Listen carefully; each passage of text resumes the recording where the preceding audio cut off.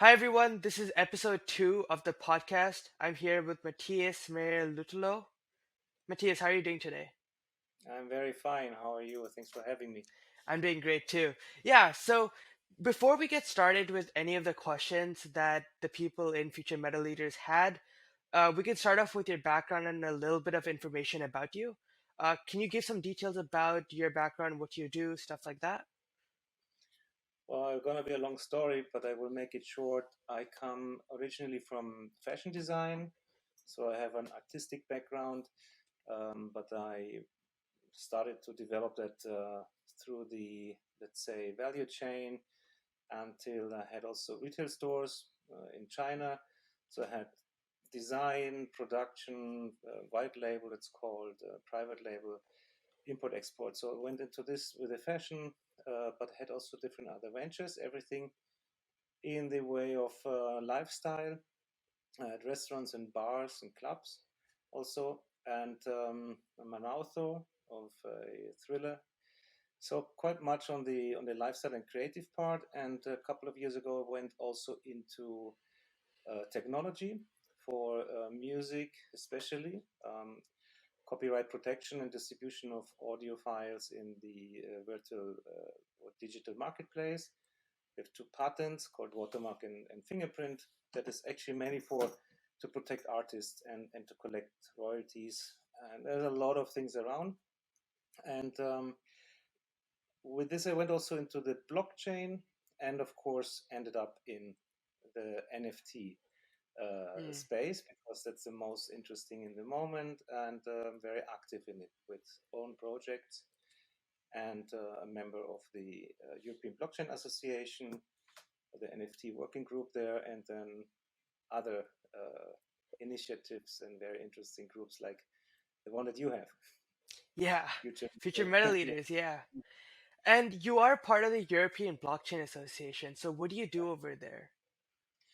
Well, the European Blockchain Association is a group of selected people, lawmakers, the European Commission, business people, trying to educate the space, try to bring people together, creating a platform of networking, of discussing, of yeah, also, as I said, education, for example, finding the right terminology. We don't have the right terminology, it's not harmonized.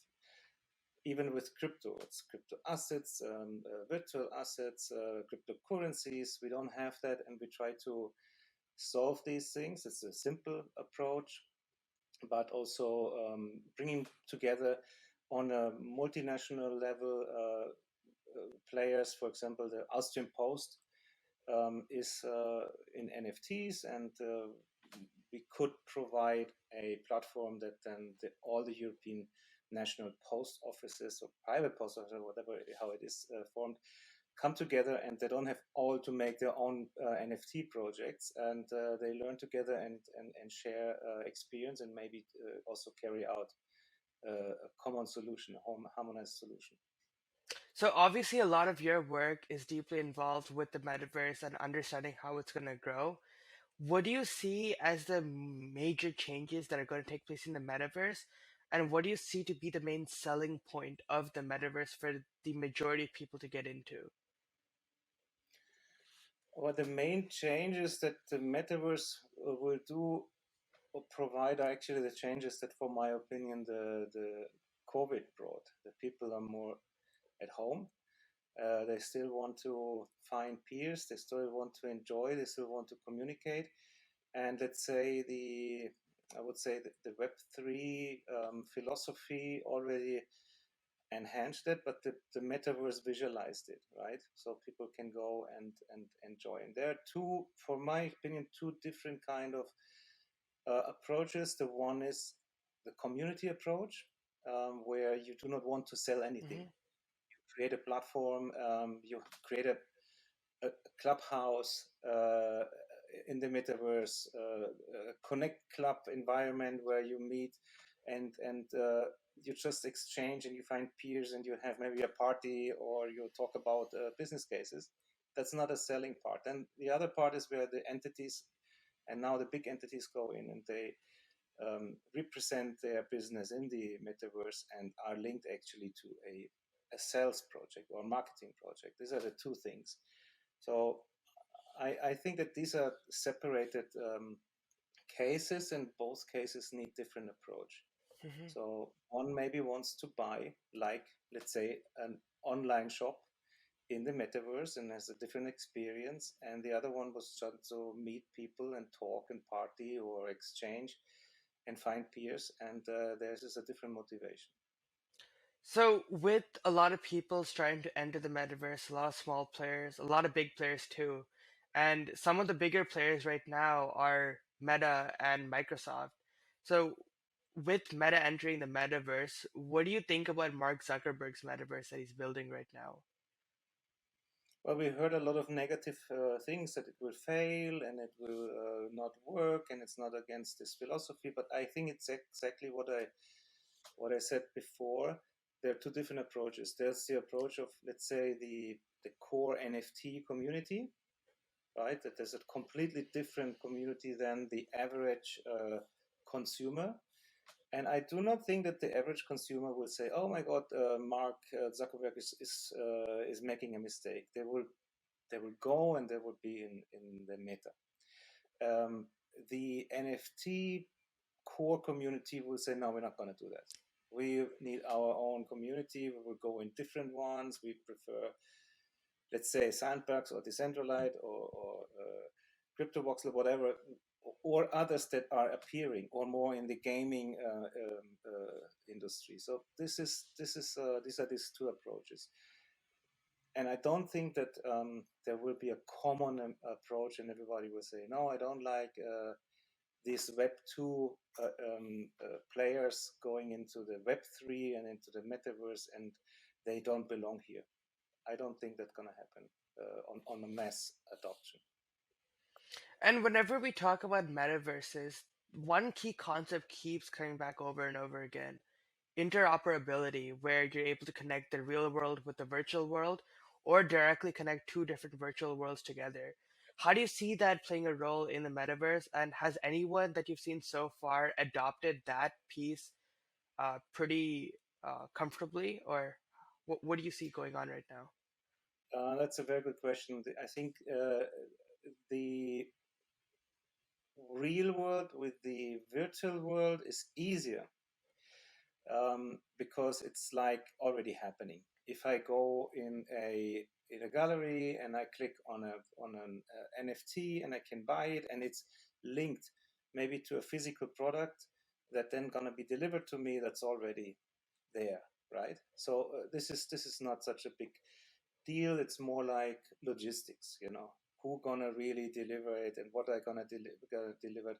The other thing is like Bored Ape Yacht Clubs, that they make parties in New York and you can Mhm. go there.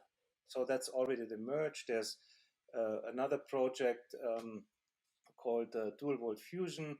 They have they want to tokenize now real estate and do that already, and give utility from this real estate to their NFT buyers. So it's a club that has also a real world utility. This is happening. Where it's more complicated is because it's technical, is going from one metaverse with the other with your properties. Meaning, if I don't like, let's say, my building anymore in Sandbox, can I merge it to Decentraland or to Upland? That is maybe a tough example because it's a building, but what about your variables, right? Like you have your Playboy hoodie, and you have it also in the metaverse, and you want to jump through a teleport from Sandbox to Decentraland on a party, and you don't want to change it. Now, what's happening if you are before in a photorealistic game, and it looks like this, and then you jump to to Decentraland, it might not look like a rabbit anymore. Maybe it looks like a mouse. And this is the problem that we face, and it's very difficult technically. And there's one project, it's called Style Exchange. They try to solve that, for example, for garments. But it is not easy, because there we go into, what metadata has to be there, what kind of program, what language, and these things. So that's a big challenge. And of course, people want it because this is the thing. We don't want to be any more captured and in one metaverse. So if you are with Meta, with Mark, you want also to go with your content and what you own to Mhm. Sebastian, to Sandbox. So these are the things that you like, but it's difficult. So you mentioned a couple of NFT projects, one of them being Bored Ape Yacht Club, and how they actually create real life value through the clubs that they have in person. Do you think anyone else starting a NFT project where they build a community around it should provide real life value like what Basie has done? Or are there other ways you think could be done at a smaller scale to then build up to something what they have accomplished? I think that we had here we have the first movers, right? We had the crypto punks, no utility, um, then bought a yacht club like with utility and really a club creating idea, like a community idea, but it's becoming more and more difficult and challenging. Um, there could be still, of course, that people have an amazing artwork and people really buy it for the art, and the utility is secondary. But I think as bigger players with also more experience enter the space, it's becoming more and more competition.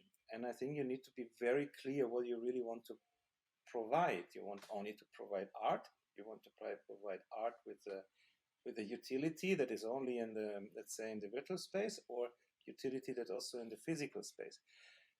From my opinion, let's say I don't believe that this pandemic will last forever, and after that people will maybe be less in the metaverse as they are now. So we would sure like to have the, the benefits in both worlds. That's what I see. I give an example.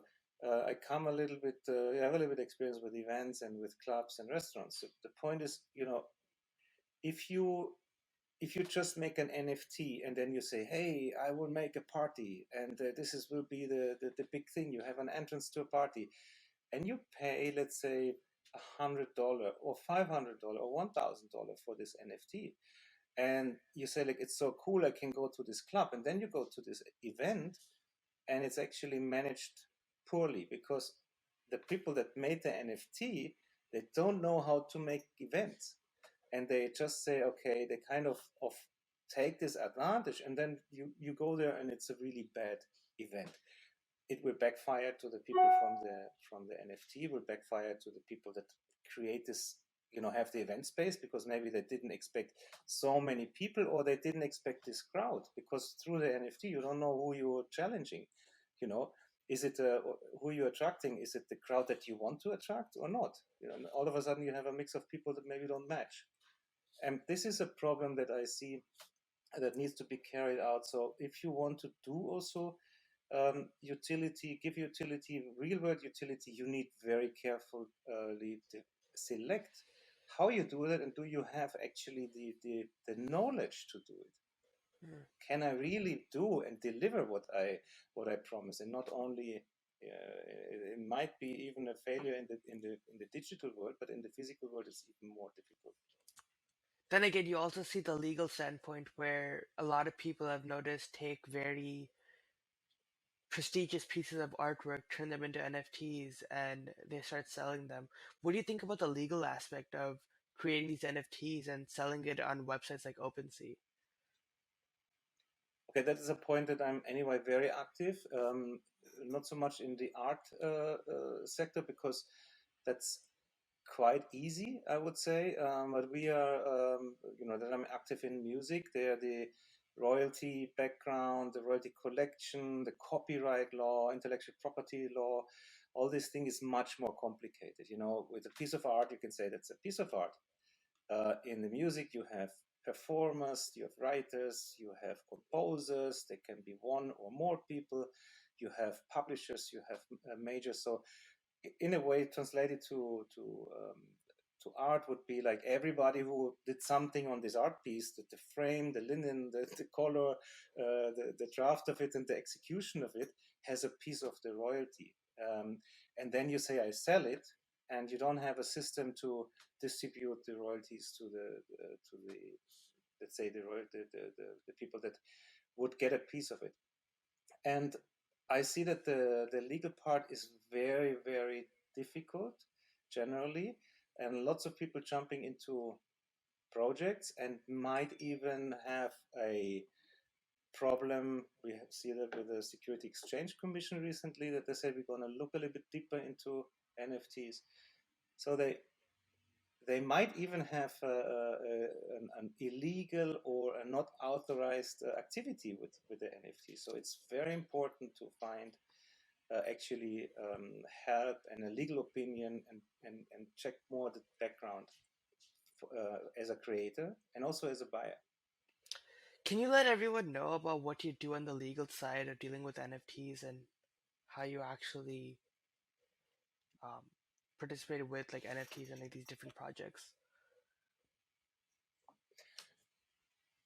Okay, for some reasons I went also in the direction to look into regulatory framework, made quite a big research with that, and consulted companies. They are regulated financial institutions. Mm-hmm. So I had to look into this very careful. I'm not a lawyer, of course. I need a legal opinion at the end, but I'm working with NFT projects and groups and looking into what they do and check this background, check what they do, if it might be a security or where are the issues. Are they operating in the right jurisdiction? Are they selling to a jurisdiction that actually has tighter rules like the US if it's security? And it's actually a due diligence and compliance in a way that I do for projects, um, not as a core activity, but is a necessity. You need to do that. It's Mm-hmm. like if you want to open a business, and this is a business, and some of these businesses are going from zero to double-digit million or three-digit million turnovers. So you cannot just say like, okay, I can do that. It's a DAO. It's everywhere, and I don't need rules for that. That's the wrong approach. And you've been working with quite a bit of NFT projects. What do you see as the main attributes of these collections that really like sell really well? Actually, this is a little bit like what I did with fashion. Um, you have two things: whether you create something and really you are at the right time on the right spot, you do the right thing, and it just accelerates it and goes uh, you know through up in the sky. It's really amazing. But I think that's more really more luck or in what community you are. I think the main point is really the community. So Mm-hmm. if you are connected with the right community and they can endorse what you do and promote what you do, this is, I think, a key feature for success. And if you maybe find something that is the first mover concept, which is quite difficult. Otherwise, I would say everybody has a chance if he's doing his job properly. I mean, if you make your due diligence, if you make a nice concept, if you create the necessary utility, the story, it might not sell out immediately, but maybe that's also not what you have to do or what should be your target. But you will have a constant grow like a business. You start small and then you push it. I think this very successful things that are selling out in one day. Some of them are luck. Some of them are just, or not just have the right community behind them that support it, and that's the most important. I think the community building. These are your buyers, right? Mm-hmm. And have you seen any NFT that nailed community building on the head? Where like, yeah, this collection did it properly. They were able to execute their NFT project in the right way that I've seen fit. Well, okay, I think in this we always have to mention the Board A Yard Club, that Hmm. they made that with the community in the best way. But there are projects that I don't want to promote now, but where I'm involved or I follow them that I find very interesting.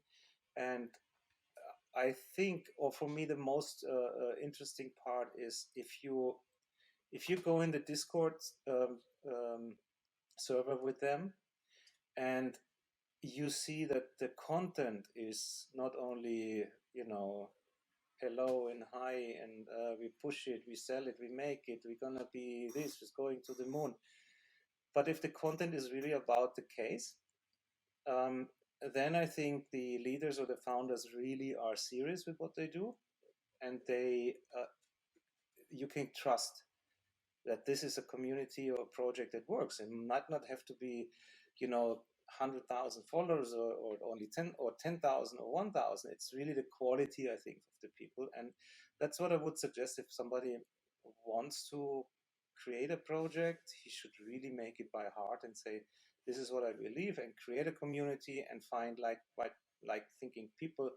And that's what people also see when they go in the server, in the Discord or whatever is communicated. So when they start these NFT projects, do you recommend taking someone's passion and then building a community around that, or finding a niche industry and then creating an art piece to tell the story behind someone's personal life? I've seen it done both ways, so I wanted to know your take on it.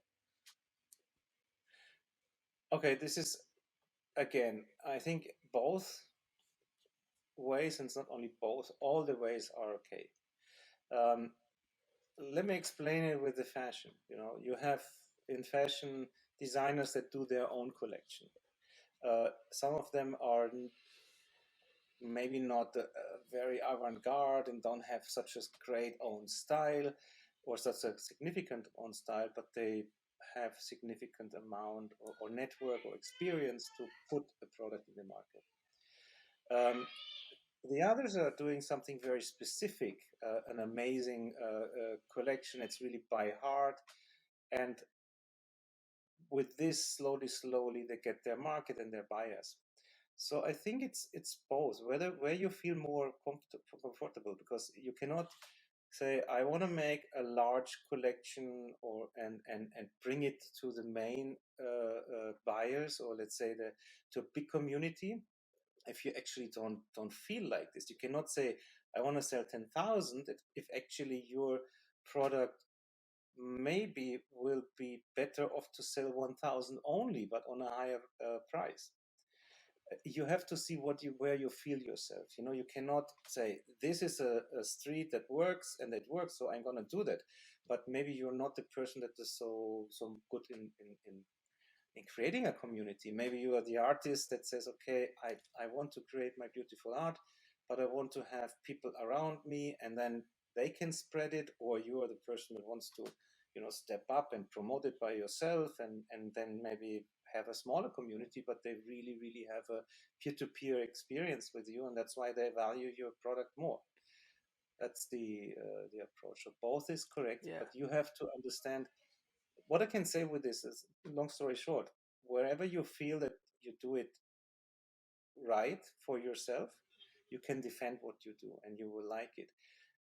Of course, there are other projects from big players. They have millions of funding, and they can just push it into the thing. And they will not say we will just make a collection of 1,000. They will make a collection of 10,000 or even more, and say we want to make version 1, version 2, version 3, and they have the money for marketing and this thing. That's then a mass product.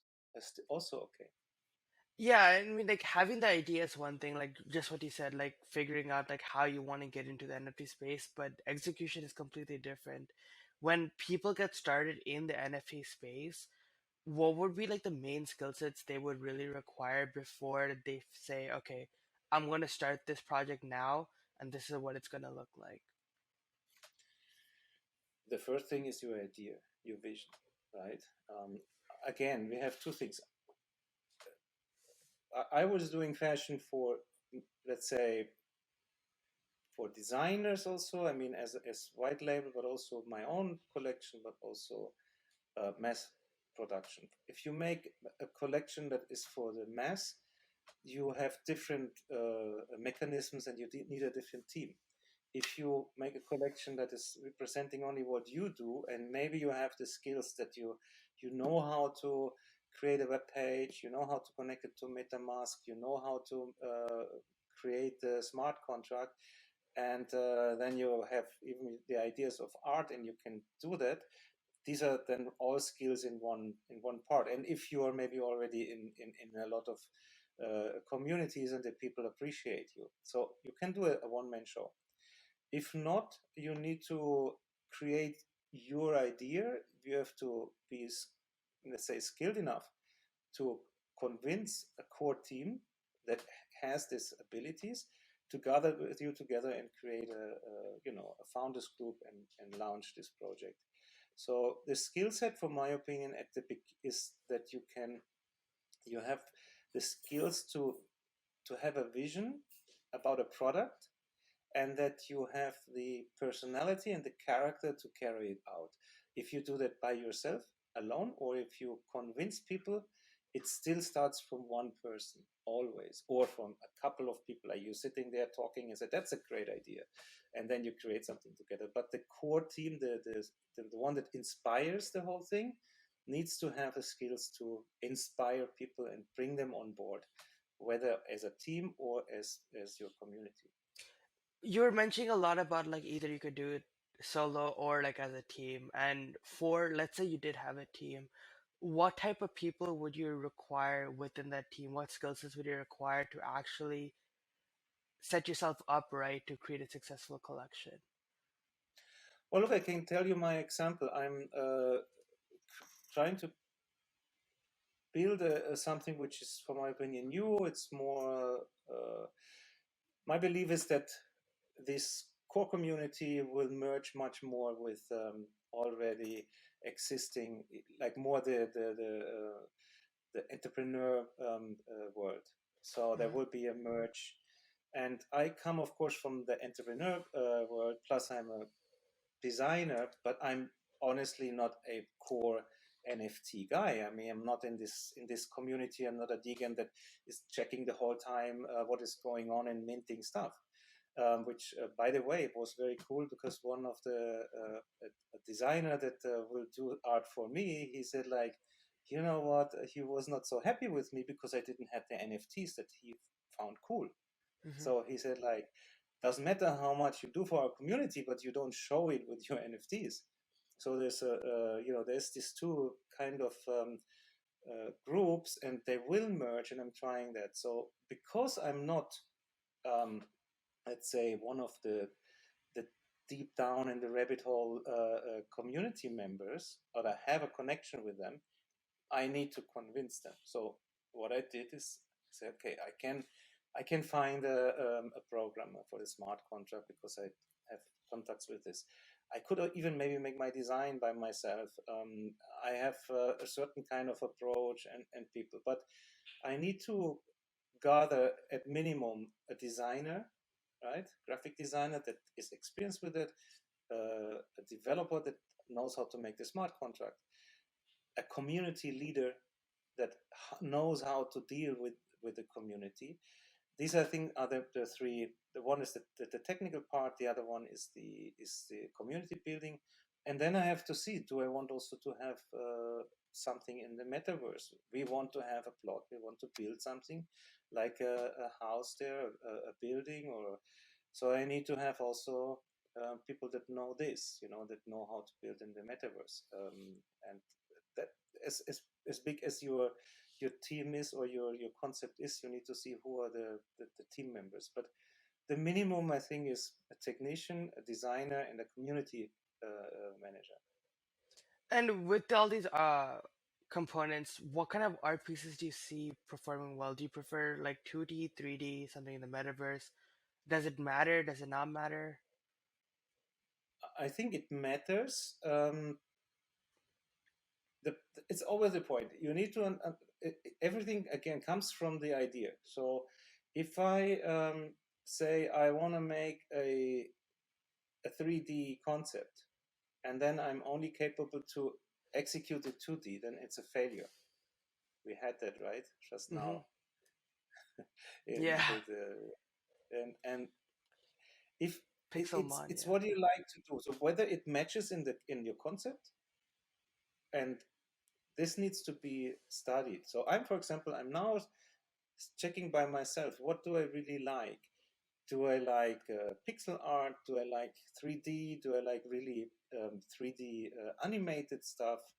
Uh, I'm still on that point, and then I have to see what I like, and then I have to see what is matching with the concept. So the concept is also guiding me, and it might be correct again that you have a 2D, and it might be correct that you make a very enhanced 3D animated NFT. It must match with your vision and what you like and your capability.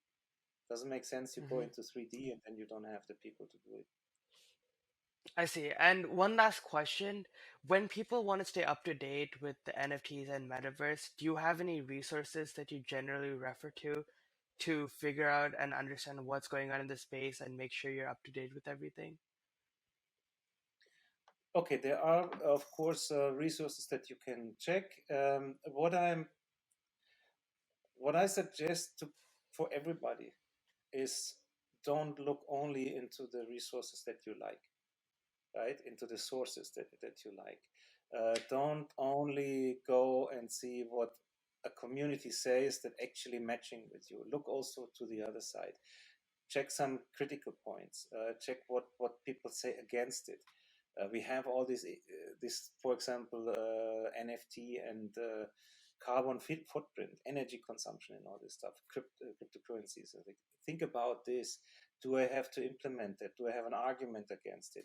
So I wouldn't give a specific source because that's wrong. Mm-hmm. I would only say like, if you like a project, look into their Discord server, see what they do, but then also look into another one and see maybe that the communication that they have, you like it more. So it's all about research. It's all about checking by yourself, but don't only look into one direction. See also where are the critical points and where are the people that don't like what you do, and maybe have a listen to them a little bit to create a concept that works in both ways. So it's all about research and checking, and not only into one source of information. Look, yeah, thank you for saying that because I have noticed a lot of people, at least in the space, try to just see one perspective. You've always been one to question everyone's beliefs, which is really great, especially when everyone gets really hyped up and they don't really see past any of the faults or like the flaws within Mm. any project that they're working on. So I think that's like one of the biggest takeaways that people watching this podcast can actually understand. But yeah, thank you for coming on the podcast, Matthias. We can follow up. I think that basically answers all the questions that I was given for the session today. But if you want to wrap it up with anything else, we can talk about that now. But other than that, I think yeah, you answered practically everything. Perfect. Yeah. Anyway, I think we're gonna meet Tuesday again Yep. in a discussion. Hmm. Well, look, I what I could say is I'm excited about NFTs for one reason. It gives back the possibility of ownership and control to a lot of individuals. And this is a movement that we have to support. And it's amazing. Really, it's something that I haven't seen many, many years that this is a possibility. But we have also to be very careful that we carry it out correctly and that people really don't take it serious and not money grabbing and okay, this is a quick dollar. We need to build sustainable and project with values, and that's what I always say: project with values create value, and that is something that takes a bit longer, but it is then the one. I think these are the winning projects, and I think that's the right way to look at it. Perfect quote from Matthias to end off the podcast. Yeah. I'll talk to you more about the projects and everything on Tuesday, but yeah, that basically wraps everything up for us over here. Perfect. Yeah, thank Thank you you. very much. That's interesting. Yeah, I'll talk to you later. Bye, Matthias. Bye. Mhm. Bye.